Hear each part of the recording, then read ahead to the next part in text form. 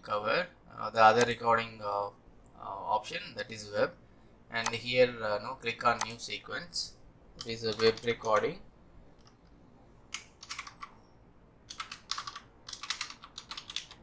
Web recordings. Then so open any one of your browser. Let's say I'm going to open something Amazon. Okay, this is my Amazon web page. And now go back to UiPath Studio and go to recordings and click on web, and then you will get the pop-up window, web recording pop-up window, and this is automatic recording, and these are the options which is available for manual recording. Okay, and I'm going to choose automatic recording option, then click on this, and now here I want to type some products here. Then I'm go and click here, and here you have an option to enter your product title. So let's say I'm going to type some TV.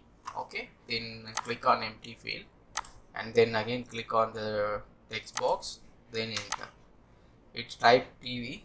Then again after typing TV into the search bar, and then I need to click on the search icon, then click on it, and then once it's reached this page, and if you want to get this something, or if you want to click this product, and you can click on it. Okay, and I don't want to do anything further. It's just I'm pressing escape button. So then click on save and exit, and you see there is a attached browser, and there is a type into activity, and which type TV, and then after I click the search button, and again go back, and let's say so let me go back to studio, and here instead of TV let me add something called iPhone.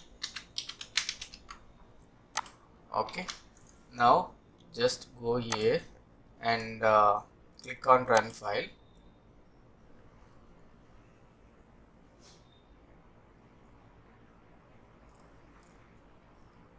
You see it's typed iPhone, and then it's clicked the search button.